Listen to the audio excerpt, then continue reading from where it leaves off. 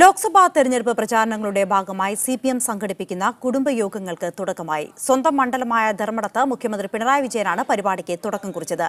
ഇന്നും നാളെയുമായി മണ്ഡലത്തിലെ 9 കുടുംബയോഗങ്ങളിൽ മുഖ്യമന്ത്രി പങ്കെടുക്കും. സംസ്ഥാന സർക്കാരിന്റെ നേട്ടങ്ങൾ ജനങ്ങളിലെത്തിക്കുകയാണ് ലക്ഷ്യം. ലോക്സഭാ തെരഞ്ഞെടുപ്പിന് മുന്നോടിയായി LDF സംഘടിപ്പിക്കുന്ന സംസ്ഥാന ജാഥയ്ക്ക് മുമ്പ് ആദ്യഘട്ട കുടുംബയോഗങ്ങൾ പൂർത്തിയാക്കാൻ CPM സംസ്ഥാന സെക്രട്ടേറിയറ്റ് തീരുമാനമെടുത്തിരുന്നു. മന്ത്രിമാരും MLA മാരും അതാത് മണ്ഡലങ്ങളിലെ കുടുംബസംഗമങ്ങളിൽ നേരിട്ട് പങ്കെടുക്കാനാണ് പാർട്ടി നിർദ്ദേശം.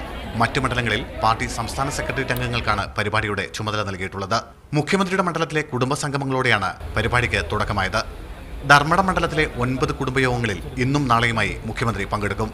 രണ്ടാം ഘട്ടമായി ഫെബ്രുവരി 19, 20 തീയതികളിൽ മറ്റ് 9 കുടുംബയോഗങ്ങളിലും മുഖ്യമന്ത്രി പങ്കെടുക്കുന്നുണ്ട്. CPM ലോക്കൽ കമ്മിറ്റികൾ കേന്ദ്രീകരിച്ചാണ് പരിപാടി സംഘടിപ്പിക്കുന്നത്. സർക്കാരിന്റെ ഭരണ നേട്ടങ്ങൾ താഴെത്തട്ടിലെത്തിക്കുകയാണ് പരിപാടിയുടെ പ്രധാന ലക്ഷ്യം. ശബരിമല സ്ത്രീ പ്രവേശനവുമായി ബന്ധപ്പെട്ട് ഉയർന്ന വിവാദങ്ങളിൽ പാർട്ടി നിലപാടും യോഗങ്ങളിൽ വിശദീകരിക്കും.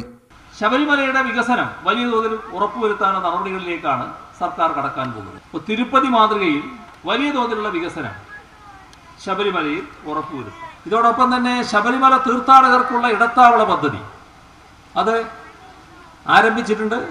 ഉടനെ തന്നെ പ്രവർത്തനം ആരംഭിക്കാൻ പോവുകയാണ്. ദേവസ്വം ബോർഡിൽ നിയമനത്തിൽ മുന്നോക്ക വിഭാഗത്തിലെ പരമദരിദ്രരായവർക്ക് സംവരണം ഏർപ്പെടുത്തിയ നടപടി. സ്ഥാനാർത്ഥി പ്രഖ്യാപനത്തിന് ശേഷം പ്രാദേശിക തലത്തിൽ രണ്ടാം ഘട്ട കുടുംബസംഗമങ്ങൾ നടത്താനും CPM തീരുമാനിച്ചിട്ടുണ്ട്.